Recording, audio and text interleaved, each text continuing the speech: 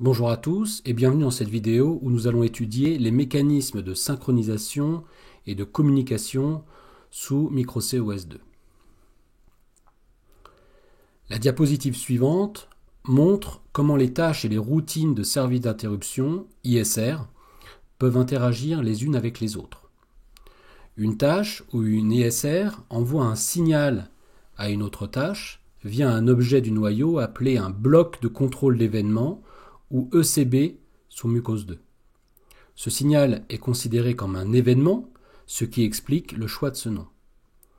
Notez qu'une ISR ou une tâche peuvent faire appel à un ECB. En revanche, seule une tâche peut attendre un signal provenant d'une autre tâche ou d'une ISR. Une routine d'interruption n'est pas autorisée, elle, à attendre un signal.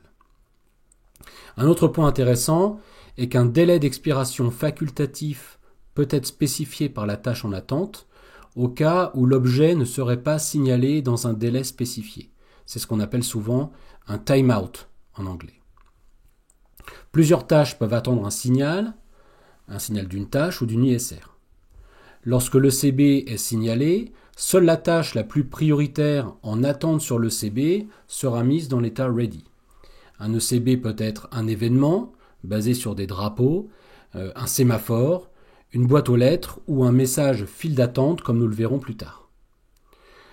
Lorsqu'un ECB est utilisé comme un sémaphore, les tâches peuvent à la fois attendre et signaler l'ECB. Mucose 2 décrit l'état d'un ECB dans une structure de données appelée OS Event.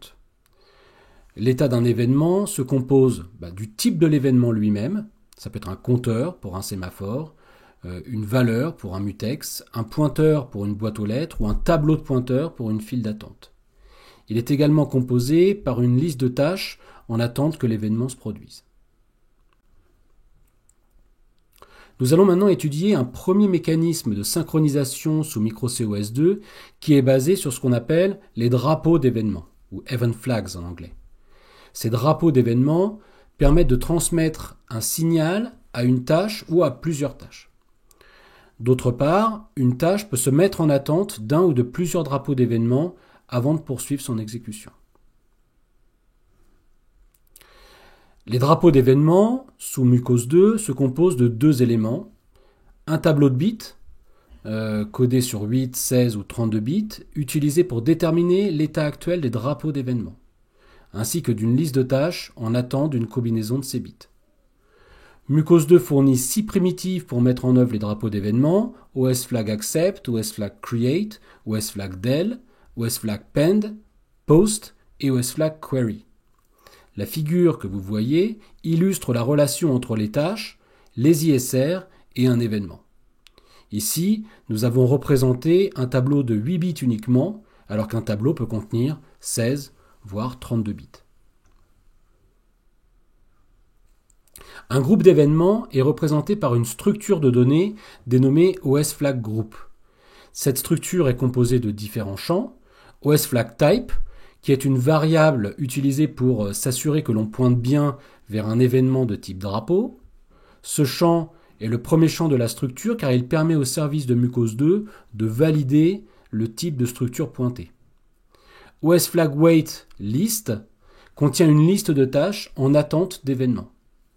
Et OSFlagFlag est une série d'indicateurs, c'est-à-dire de bits, qui contient l'état actuel des événements. Le nombre de bits utilisés est décidé au moment de la compilation et peut être, là encore, égal à 8, 16 ou 32 bits. Il existe différentes primitives associées à la gestion de ces événements.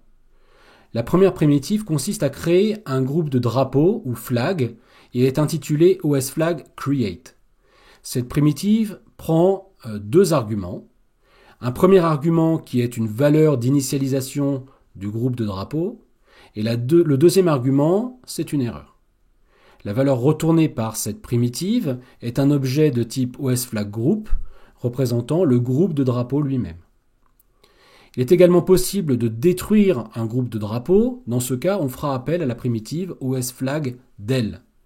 On spécifiera en premier argument le groupe de drapeaux à détruire, en deuxième argument une option, que l'on verra un petit peu plus tard, et en troisième argument, un pointeur vers une erreur qui pourra éventuellement être tournée si le processus de destruction du groupe ne s'effectue pas correctement.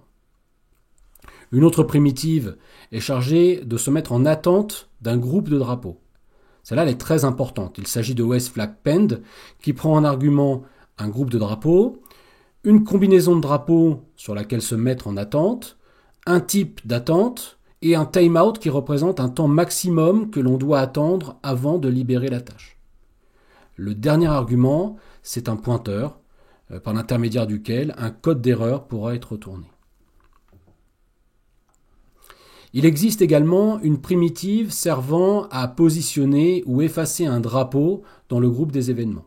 Il s'agit de la primitive OSFlagPost qui prend en argument un pointeur sur le groupe de drapeaux, la position des flags à positionner dans le groupe, une éventuelle option et un code d'erreur. Une dernière primitive que nous allons voir est la primitive OSFlagQuery qui consiste à retourner des informations relatives au groupe de drapeaux. Elle prend en argument un pointeur sur le groupe de drapeaux et un code d'erreur. Essayons maintenant d'illustrer le mécanisme des drapeaux d'événements sur un exemple tout simple.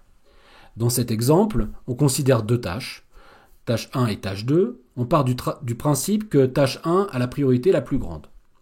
En revanche, il se trouve qu'il y a une dépendance entre les deux tâches et que tâche 1 doit impérativement continuer son exécution lorsque tâche 2 a envoyé un signal.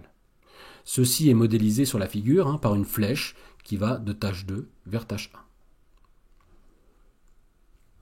Le code de la fonction principale est donné ici. Nous voyons la création des tâches avec leurs priorités respectives et leurs piles qui ont été préalablement allouées. Alors ici, je n'ai pas pris soin de décrire la déclaration des piles, des priorités ainsi que des constantes. Je pense que vous avez l'habitude de ces déclarations maintenant. Nous voyons ensuite que l'on fait appel à la fonction OSFlagCreate pour créer le groupe de drapeaux. L'événement ou groupe de drapeaux sera appelé event et initialisé à 0. C'est-à-dire que tous les bits du tableau seront positionnés à 0, indiquant par conséquent qu'il n'y a pas eu encore d'événement. Notez également que cet événement a été déclaré au préalable en tant que variable globale ici et est du type OSFlagGroup. Finalement, l'appel à OSStart permet de lancer l'ordonnanceur. Si on regarde maintenant le code contenu dans les tâches, nous voyons que la tâche 1 contient la primitive OSFlagPend qui consiste, je vous le rappelle, à attendre un événement en testant un drapeau particulier du groupe de drapeaux. Si le drapeau est à 0, la tâche sera bloquée et ira dans la file d'attente associée à l'événement. Si le drapeau en revanche est à 1, la tâche pourra continuer à exécuter son code tranquillement. La fonction suivante consiste simplement à tuer la tâche courante si l'événement est reçu. On fait appel à OSTaskDel en lui fournissant la priorité de la tâche courante. Le code de la tâche 2, quant à lui, consiste à poster un événement. Le premier argument, c'est un pointeur vers l'événement. Le deuxième argument consiste à dire que l'on souhaite travailler sur le drapeau dont la position est ici 1. D'accord ? OSFlagSet, qui est le troisième argument, signifie ici que l'on mettra à 1 la valeur du drapeau dont la position est donnée dans le deuxième argument, c'est-à-dire 1. Mucose2 laisse aussi la possibilité de mettre un drapeau à 0 si on souhaite.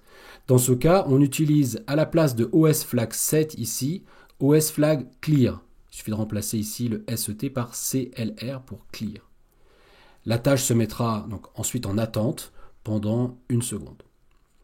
Notez que la primitive OSFlagPost, elle ne bloque pas la tâche qui l'appelle, contrairement à OSFlagPend.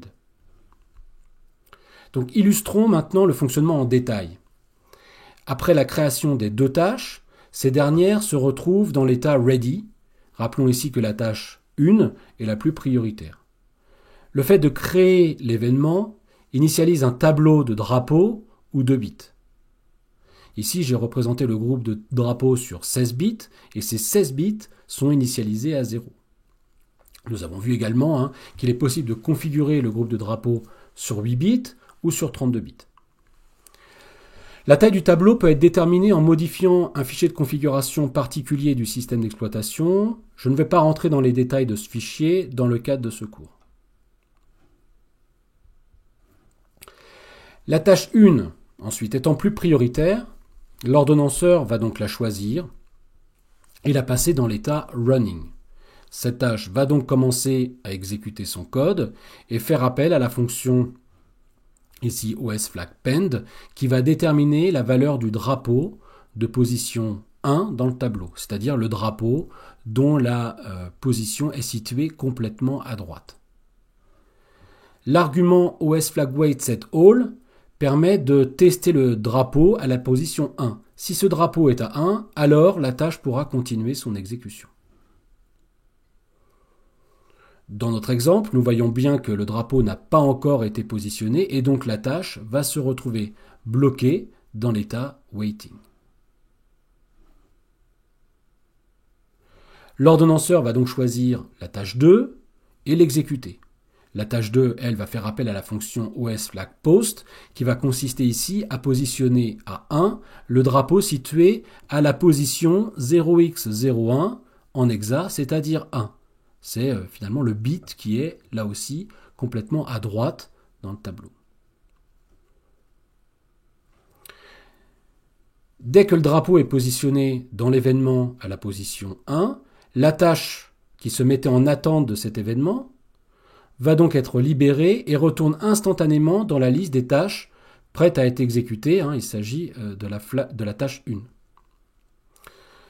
Comme la tâche 1 est la plus prioritaire, elle va donc préempter la tâche 2 qui se retrouvera, elle, dans l'état ready. La tâche 1 continuera à exécuter son code, c'est-à-dire qu'elle se tuera elle-même par l'intermédiaire de osTaskDel. Étudions maintenant un autre exemple dans lequel deux tâches, tâche 2 et tâche 3, vont positionner deux drapeaux dans un groupe de drapeaux. Une tâche 1 aura pour objectif de tester les événements et de s'exécuter si et seulement si un événement a été généré par la tâche 2 et un autre événement a été positionné par la tâche 3. Sur cet exemple, la tâche 2 positionnera un drapeau à la position 0x10, tandis que la tâche 3 positionnera le drapeau à la position 0x01. Regardons maintenant le code associé. La fonction principale est strictement identique à l'exemple précédent, si ce n'est qu'une troisième tâche est maintenant créée avec sa propre pile et sa propre priorité. Commençons par regarder le code de la tâche 2, par exemple, le code qui se situe en bas à gauche. Nous voyons bien que celui-ci fait appel à la fonction osFlagPost qui va générer un événement à la position 0x10 et mettre le bit correspondant à 1 grâce à osFlagSet. Le code de la tâche 3 maintenant est sensiblement le même que celui de la tâche 2, si ce n'est que la position du drapeau est différente. Pour cette tâche, le drapeau sera positionné à 0x01.